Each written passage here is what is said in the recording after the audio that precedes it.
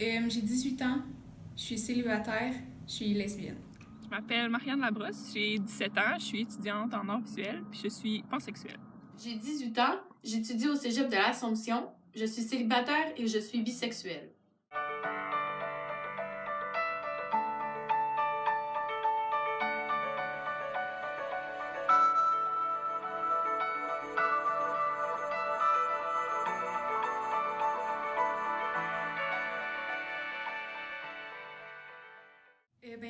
J'ai des amis proches, des cousins qui sont au courant. J'en parle, mais pas énormément. Mes parents sont au courant depuis peut-être 6 mois à 1 an. Il n'y a pas beaucoup de personnes qui sont au courant. Il y a mes amis proches, j'ai mes cousines, moi c'est mes amis proches. Sinon, mes parents non plus sont pas au courant. Puis mes amis proches, ça fait environ 1 an ou 2 que je leur ai dit. Il y a seulement 2 de mes amis qui sont au courant depuis la fin de secondaire 5 parce que je suis pas encore sûre de mon orientation d'être bisexuelle, donc j'aime les filles et les garçons. C'est difficile de faire un coming out quand tu sais pas exactement ce que t'es. Du côté de mes amis, ça s'est super bien passé. Du côté de ma famille proche, mes parents, ça s'est un peu moins bien passé. Ma mère accepte pas vraiment le fait que je sois homosexuelle. Mon père, de son côté, ça va mieux. Même si je suis proche avec mes parents, je crois que je leur ai pas dit par crainte qu'ils me traitent plus de la même façon, malgré que je reste la même personne, peu importe mon orientation sexuelle. Mes parents ne sont pas homophobes, mais je crois qu'ils ignorent beaucoup de choses et je ne suis pas encore prête à essayer de leur faire comprendre ma situation.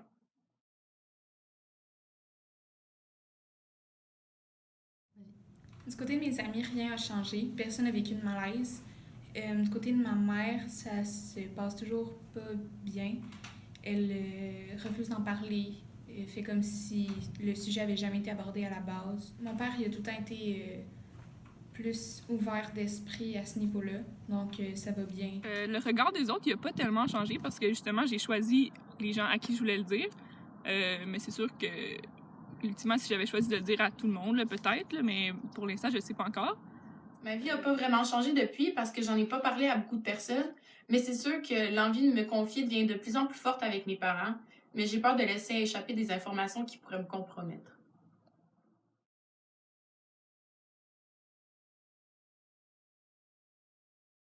Du côté de mes amis, je regrette absolument rien. Du côté de mes cousins non plus. Du côté de ma mère, c'est sûr que avoir ce refus-là de sa part, c'est quelque chose qui fait mal. Mais j'avais besoin de m'affirmer, puis j'avais besoin de lui dire cette partie-là de moi. Donc, je regrette pas non plus de lui avoir dit.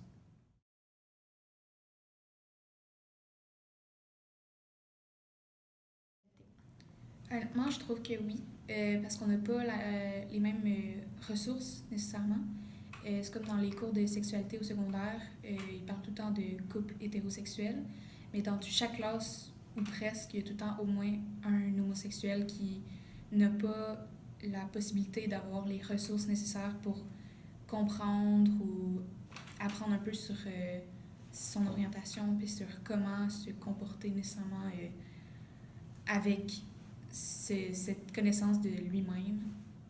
Aussi, il y a tout le temps l'aspect de, si tu dis par exemple, ah, j'étais avec ma blonde l'autre jour, il y a tout le temps des fois des petits regards, des petits jugements parce que tu sais pas nécessairement si la personne va être en accord avec ça, avec qui tu parles, ou si tu décides d'embrasser la personne avec qui tu es dans la rue, il va tout le temps avoir des gens qui vont regarder ou qui vont juger. J'ai l'impression que pour quelqu'un qui est gay ou lesbienne, c'est quand même vraiment accepté là, de nos jours, en tout cas dans ma communauté, pas dans ma communauté, là, mais dans mon entourage, puis des gens que je connais. Mais sinon, c'est sûr que il y a des orientations qui sont comme nouvelles, mais c'est pas nouveau, là, c'est juste que le monde il s'affirme plus maintenant. Là. Je pense à bisexuel aussi, là, pansexuel ou queer ou tous ceux-là, là, ou asexuels même. Puis on dirait que ceux-là, le monde, ils le connaissent pas, fait qu'ils ont tendance à plus juger. Puis tu sais, mettons, bisexuel, là, il y a tellement de stéréotypes par rapport à ça. Puis c'est vraiment... Puis il y a beaucoup de monde, là, qui sont bisexuels puis qui le disent pas à cause de ça. Fait que c'est sûr que pour ça, c'est plus ou moins accepté encore, là, aujourd'hui. Je crois que la condition des personnes faisant partie de la communauté LGBT au Québec s'est grandement améliorée, mais qu'elle pourrait être encore mieux. Par rapport au jugement que les gens ont encore sur les homosexuels, qu'ils soient inconscients ou non, qui rendent l'affichage des homosexuels plus difficile.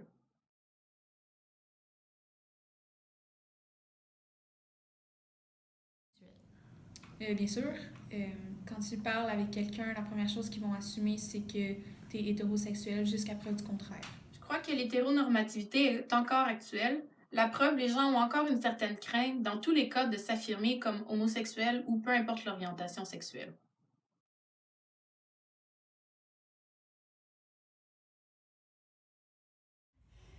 Quel est votre métier puis quel service vous offrez? Alors, je suis agente en service social ici au Cégep. Donc, c'est une intervenante, en fait, intervenante psychosociale pour toutes les problématiques psychosociales qui peuvent être rencontrées par les étudiants.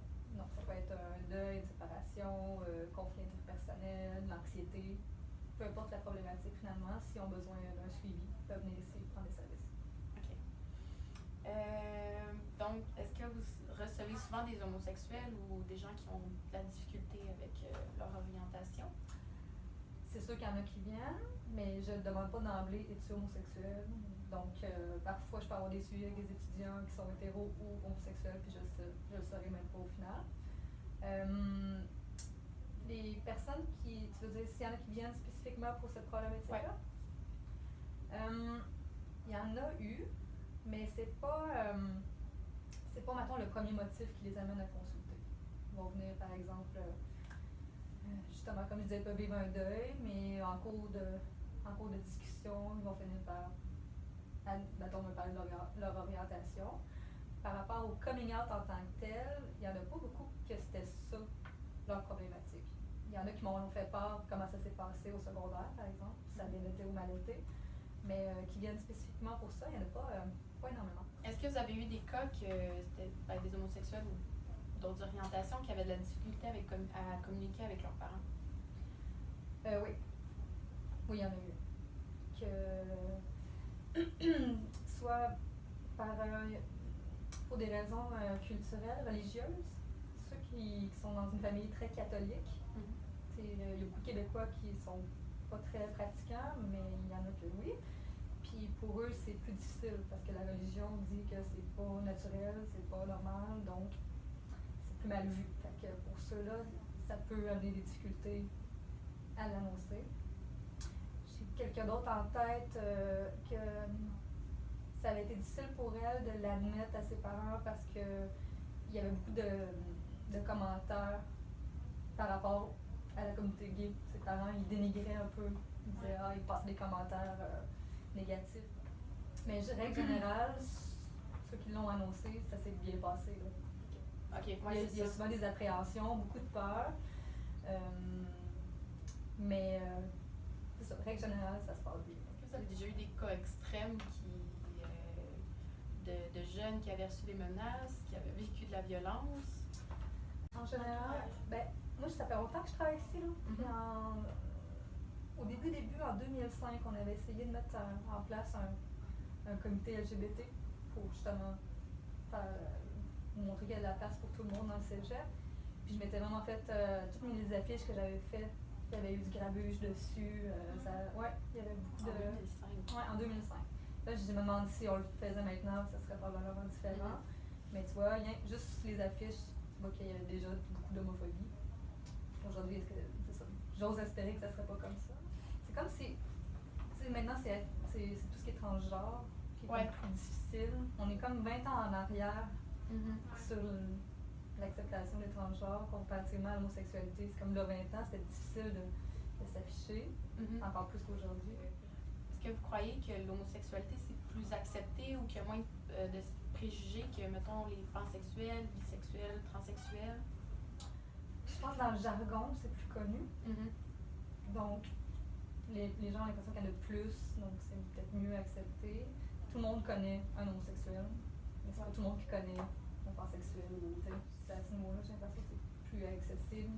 Les gens, je sais pas, ils jugent moins un peu. Les parents, des fois, ils ont une réaction « Oh mon Dieu, je serai jamais grand-père ou grand-mère », mais c'est plus ça. Je pense que c'est moins un drame qu'avant. Vous croyez que l'hétéronormativité, c'est encore un phénomène d'actualité? Autant que je trouve que oui, autant que des fois, j'ai un peu l'écho que si t'es hétéro, t'es straight, t'es plate. C'est Ouais, c'est vrai. on dirait que des fois, être hétéro, c'est une bonne chose, puis que dans d'autres contextes, c'est mal vu. Donc, c'est drôle comment il y a une vague, là, ça transige, c'est différent. Mais, sans point de vue, mais ça reste que tout ce qui est hors norme, puis l'hétérosexualité, ça reste encore malheureusement perçu comme étant la norme.